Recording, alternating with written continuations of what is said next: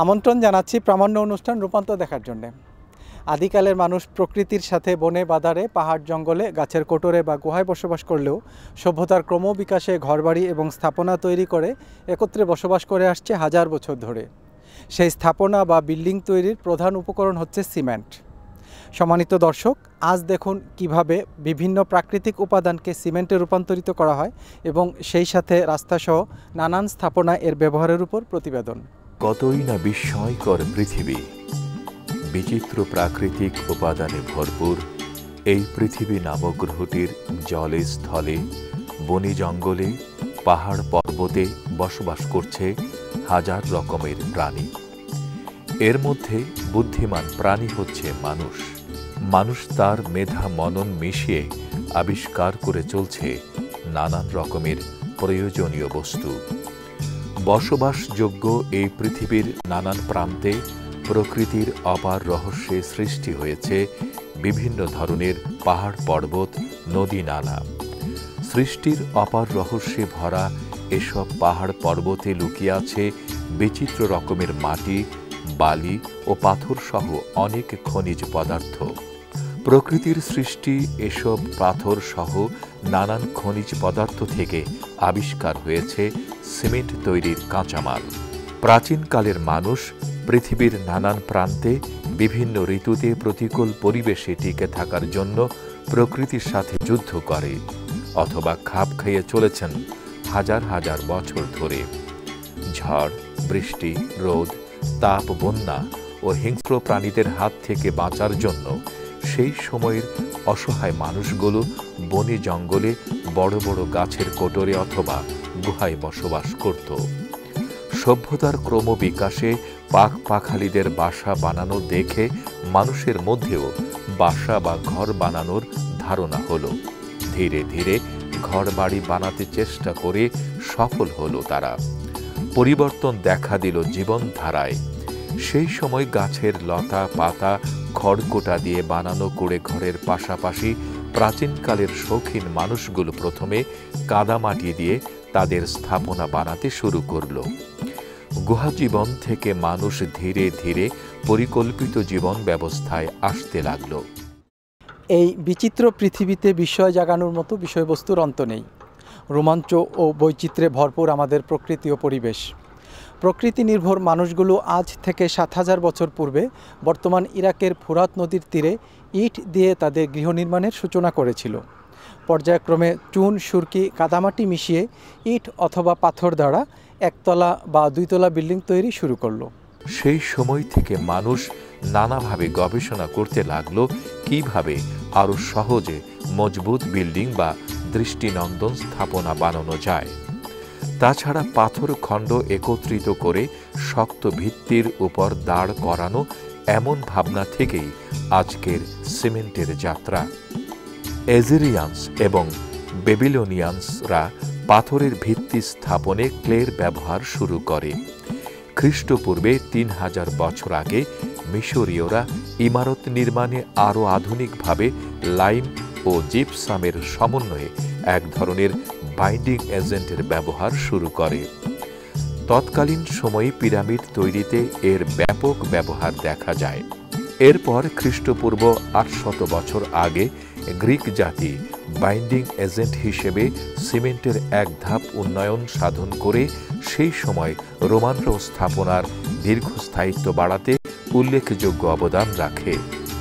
Greek ও রোমানদের সেই সব স্থাপনা দীর্ঘ পথ পরিক্রমায় আজও কালের সাক্ষী হয়ে আছে। মূলত রোমানদেরকেই কংক্রিটের ইঞ্জিনিয়ার বলা হয়। তারাই প্রথম আগ্নেয়গিরির উৎক্ষেপিত ছায়ের সঙ্গে স্লেগ লাইমের মিশ্রণে কংক্রিট তৈরি করে স্থাপনাতে ব্যবহার শুরু করে। ১৮০০ শতককে সিমেন্ট শিল্পের একটি গুরুত্বপূর্ণ শতাব্দী হিসেবে বিবেচনা করা হয়। তখন ইউরোপে লাইমস্টোনের বিভিন্ন হাইড্রোলিক উপাদানের উপর গবেষণা চলতে থাকে। ১৮১২ থেকে ১৮১৩ সালের দিকে লুইস জে ভিকেট নামের একজন ফরাসি হাইড্রোলিক লাইমের উপর গবেষণার ফলস্বরূপ এর প্রভূত উন্নয়ন সাধন করেন। ১৮২২ সালে জেমস ফ্রস্ট ব্রিটিশ সিমেন্ট নামে পোর্টল্যান্ড সিমেন্টের বাণিজ্যিক উৎপাদন শুরু করেন।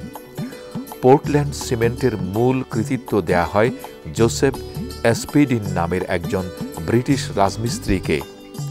1824 সালে তিনি সমানুপাতিক হারে লাইমস্টোন ও ক্লের গুঁড়ো অতি উচ্চ তাপে ক্লিংকার তৈরি করেন, যা কিনা বর্তমান সময়ে আধুনিক পোর্টল্যান্ড সিমেন্টের মূল উপাদান হিসেবে ব্যবহৃত হচ্ছে। দর্শক, আমি কথা বলছি বাংলাদেশ প্রকৌশল বিশ্ববিদ্যালয়ের পুরকৌশল বিভাগের অধ্যাপক ডক্টর আফম সাইফুল আমিন স্যারের সাথে। স্যার, আপনার কাছে জানতে চাইব, আমাদের দেশে যে সিমেন্ট উৎপাদিত হয় এসব সিমেন্টের মান কেমন? সিমেন্ট এমন একটা জিনিস যেটা উৎপাদনের সাথে সাথে যত দ্রুত এটা ব্যবহার করা যায় তত ভালো। তো সেই হিসাবে আমরা যদি সিমেন্টের প্রতি আমদানি নির্ভর থাকি তাহলে সেটার গুণগত মান নিশ্চিত করাটা বেশ কঠিন হয়ে দাঁড়ায়। তো সেক্ষেত্রে লোকাল সিমেন্ট প্রোডাকশন ইন্ডাস্ট্রি বেশ ভালো করতেছে এবং তাদের যে সিমেন্ট এটার জেনারেলি গুণগত মান বেশ ভালো এবং এটা সন্তোষজনকভাবে ব্যবহৃত হচ্ছে এবং এটাতে আমাদের সিমেন্ট অ্যাজ এ ম্যাটেরিয়াল তার গুণগত মান নিয়ে আমাদের সন্দেহের খুব বেশি কারণ নাই। আমদানির সময় আসলে এটা বিভিন্ন হাত ঘুরে অনেক দূর থেকে আসতো, তো তখন এটা আমাদের পক্ষে সরাসরি এটার মান মনিটরিং করা সম্ভব হতো না এবং আমাদের বন্দরে খালাস হওয়ার পরে আমরা যে অবস্থায় সিমেন্টগুলোকে পেতাম সেটা সবসময় যে গ্রহণযোগ্য মানের থাকতো তা না।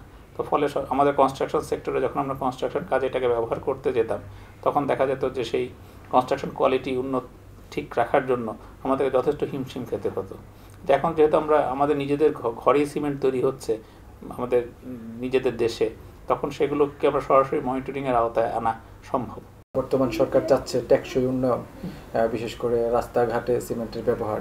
তো আমাদের দেশে আমরা যতটুকু জানি যে প্রচুর পরিমাণ সিমেন্ট উৎপাদিত হয়, আমাদের যে পরিমাণ চাহিদার চেয়েও প্রায় দ্বিগুণ পরিমাণ সিমেন্ট উৎপাদিত হয়। তো এখন আমরা যদি টেকসই উন্নয়ন চাই, আমাদের দেশের আবহাওয়ায় রাস্তাঘাটে সিমেন্টের ব্যবহার কতটুকু উপযুক্ত আপনি মনে করেন? ঐতিহাসিকভাবে আমরা রিজিড পেভমেন্ট, যেটা কনক্রিটের রাস্তা, আমরা বহু আগে থেকেই তৈরি করতাম এবং এখনও ঢাকা শহরে বহু রাস্তা আছে যেগুলো কনক্রিটের রাস্তা। আর ফ্লেক্সিবল পেভমেন্ট যেটা আমরা তৈরি করি, বিটুমিনের রাস্তা, এটাও আমাদের দেশে প্রচলিত।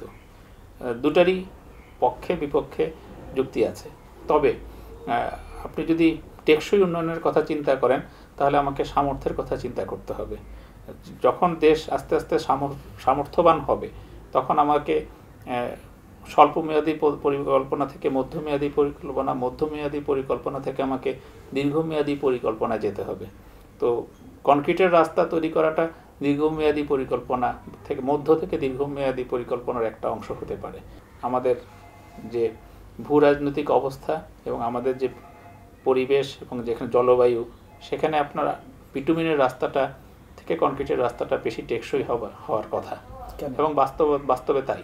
সিমেন্ট শিল্প ভবন ও নির্মাণ কার্যক্রমের সাথে সাথে বেড়ে ওঠা অপেক্ষাকৃত দ্রুত নগরায়ন ও বর্ধনশীল একটি শিল্প। মূলত 1800 শতকের মাঝামাঝি আকাশচুম্বী আধুনিক নকশার ভবন নির্মাণের প্রতি মানুষের ঝোঁক বাড়তে থাকে।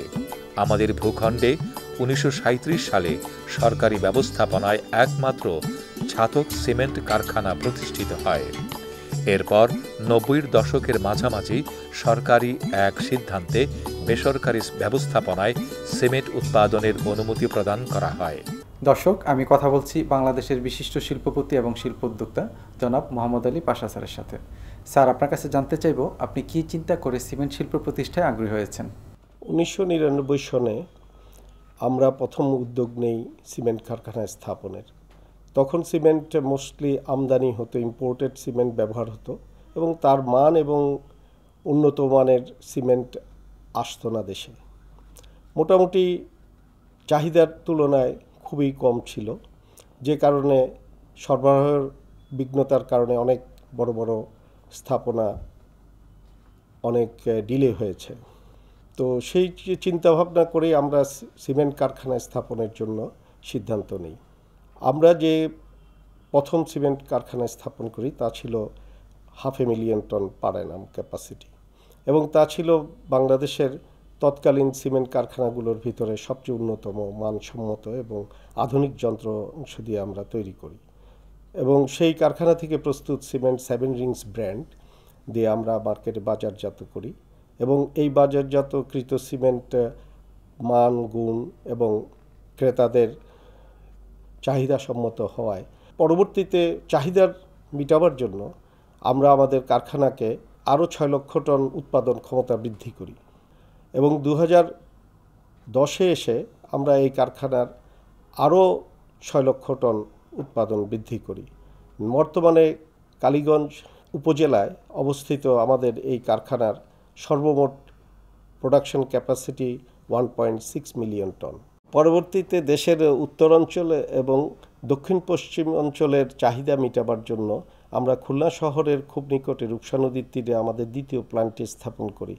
এতে আমরা পৃথিবীর সর্বোন্নতম যন্ত্রাংশ ব্যবহার করি এবং উন্নত মানের সিমেন্ট প্রস্তুত করে আসছি। এক দশকের ব্যবধানে বাংলাদেশে প্রায় 123টি সিমেন্ট কোম্পানি আত্মপ্রকাশ করে। বর্তমানে বাংলাদেশে বাৎসরিক 18 মিলিয়ন মেট্রিক টন চাহিদার বিপরীতে উৎপাদিত হচ্ছে 30 মিলিয়ন মেট্রিক টন।